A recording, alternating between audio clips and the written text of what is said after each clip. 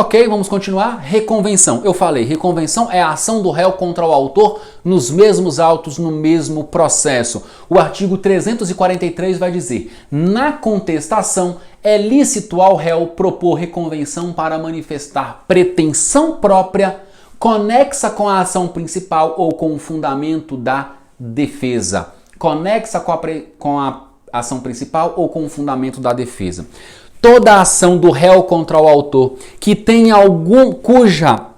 cujos fatos e fundamentos e os pedidos, cuja causa de pedir ou pedido tem alguma afinidade com a ação principal ou com o próprio fundamento da defesa, pode ser apresentada em reconvenção. E que conexão é essa tratada no artigo 343? Meus queridos, para alguns essa conexão é aquela mesma conexão do artigo 55, quando houver identidade entre causas de pedir ou pedido. Mas me parece, uma boa parte da doutrina entende assim, que essa conexão não é aquela conexão do artigo 55. Você tem que ler conexão como afinidade. Se a reconvenção, a matéria apresentada na reconvenção, a causa de pedir ou pedido, se essa matéria tiver alguma afinidade com a ação principal ou com os próprios fundamentos da defesa, será possível a reconvenção. E quais são os requisitos para que o réu possa reconvir? Os requisitos são os seguintes. Primeiro, a reconvenção deve ser cabível. Por que deve ser cabível? Porque há casos em que a reconvenção não é cabível. Por exemplo, a reconvenção não é cabível nos juizados especiais. Nos juizados especiais, cabe pedido contraposto. Claro, na prática, se você apresentar a reconvenção, o juiz recebe como pedido contraposto. Mas você tem que entender isso, tá bom? Deve ser cabível a reconvenção. 2. Claro, deve haver uma causa pendente. Você não pode simplesmente do nada apresentar reconvenção contra alguém. Esse alguém tem que ser o autor. Porque se você for formular uma pretensão contra alguém sem que haja uma demanda, isso não é reconvenção. Isso será o quê? Uma ação qualquer. Perfeito. Cabimento, a causa pendente. Prazo, mesmo prazo da contestação. Aliás, leia-se, no mesmo prazo da contestação, e a reconvenção deve ser apresentada juntamente com a contestação. É possível apresentar só reconvenção e não apresentar contestação? Plenamente possível. Deve observar o prazo da contestação neste caso. Tá certo? 4. O juiz deve ser competente também para a reconvenção. Você não pode formular uma reconvenção, por exemplo, que vai afastar a competência daquele juízo. Aí você não pode apresentar reconvenção, você vai ter que propor uma ação autônoma.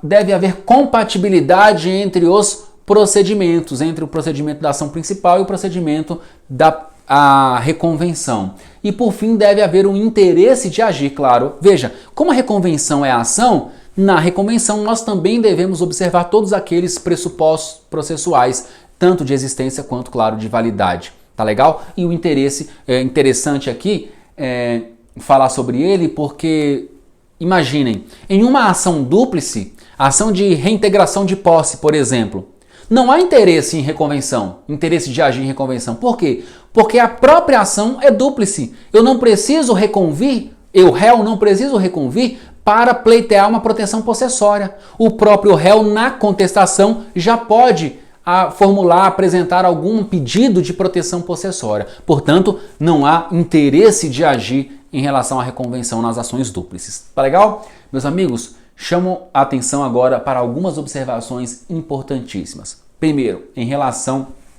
dentro da relação entre reconvenção e contestação.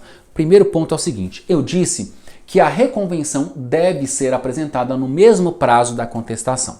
Disse ainda que a reconvenção deve ser apresentada na mesma peça, contestação, e na mesma peça, reconvenção. Perfeito. Primeiro ponto, vamos imaginar que o réu apresente contestação e reconvenção em peças distintas. O juiz pode receber? Resposta: depende. Depende do quê? Do momento em que elas foram apresentadas. Isso, na minha opinião, na minha concepção, a doutrina fala muito pouco sobre isso, mas esse é um ponto que merece ser refletido. Se o réu apresenta contestação e reconvenção em peças distintas no mesmo ato, o juiz, à luz do princípio da instrumentalidade das formas, tendo em vista que alcançou o objetivo pretendido, o juiz deve receber a reconvenção e a contestação. Foi dentro do prazo para contestação? Foi. Elas foram apresentadas na mesma data, conjuntamente, embora em peças distintas? Sim.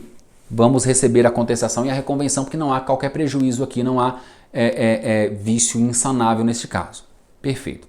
Agora vamos imaginar o seguinte, dentro do prazo da contestação ainda, o prazo começou no dia 1º, certo? No dia 5 foi apresentada a contestação, no dia 10 foi apresentada a reconvenção, dentro do prazo da contestação. O juiz deve receber as duas respostas? Me parece que não. Porque no momento em que ele apresenta a contestação, há preclusão consumativa, ele já praticou o ato. A reconvenção deveria ser apresentada naquele momento e ele não apresentou. Então o juiz recebe a contestação, mas não recebe a reconvenção, indefere a reconvenção, tendo em vista a sua intempestividade. Porque houve aqui a preclusão consumativa.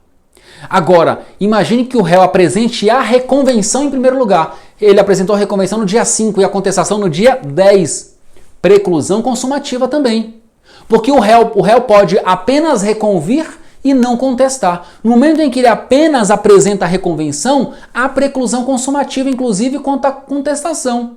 Neste caso, me parece que o juiz deve decretar a revelia, não pode receber a contestação, porque o Código exige que contestação e reconvenção sejam apresentadas conjuntamente, inclusive na mesma peça. A única possibilidade que me parece que é possível de o juiz receber ambas em peças distintas é quando elas são apresentadas conjuntamente na mesma data.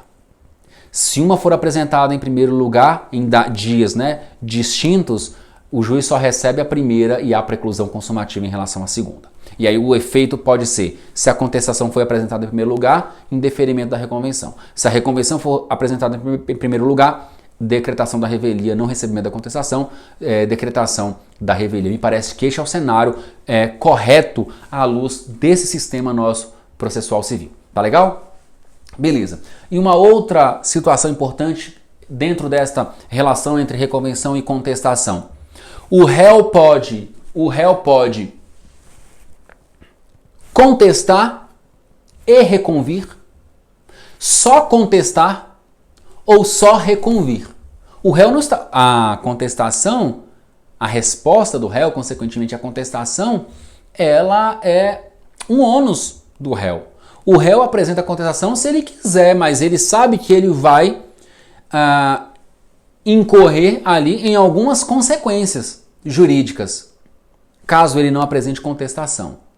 Então, mas ainda assim o réu tem esse direito de não contestar e apenas reconvir. Então ele pode contestar, pode reconvir, pode contestar e reconvir, pode só reconvir.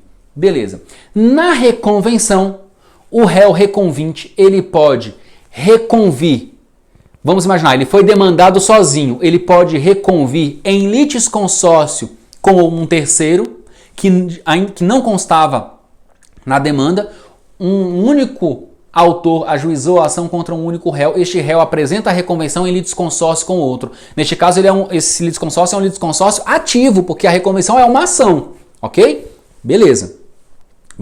Esse terceiro ele vai participar apenas da reconvenção. Perfeito. Da mesma forma, o réu pode reconvir contra o autor e contra terceiro também, trazendo para o processo um terceiro para ser um litisconsorte do autor. Só que um litisconsorte passivo, porque o autor é réu na reconvenção. Então há essas duas opções, o reconvinte com terceiro ou o reconvinte reconvém, claro, contra o autor e também contra terceiro. Tá legal? Uma questão, claro, de total economia processual e de maior desburocratização do processo. Vamos imaginar agora que o autor da ação é um legitimado extraordinário. Vamos imaginar que esse autor seja um legitimado extraordinário. Ou seja, na legitimidade extraordinária, esse legitimado extraordinário é um substituto processual. Ele atua em nome próprio na defesa de um interesse alheio. Certo? Certo. Vamos imaginar então que uma associação ajuiza uma ação na defesa dos interesses de alguns associados. Perfeito? Perfeito. O réu contesta e pretende apresentar reconvenção. Ele pode reconvir neste caso? A resposta pode, só que cuidado. A pretensão do réu reconvinte não pode ser uma pretensão contra o substituto processual, contra o autor propriamente dito. Essa pretensão ela deve ser voltada contra o substituído ou os substituídos.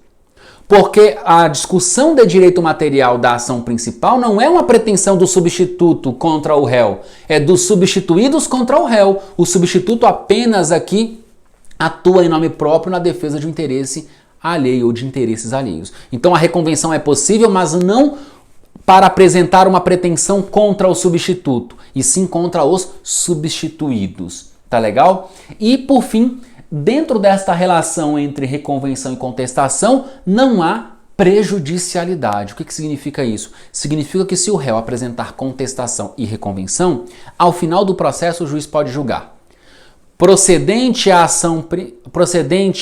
Não há prejudicialidade, perdão, não estou falando entre contestação e reconvenção.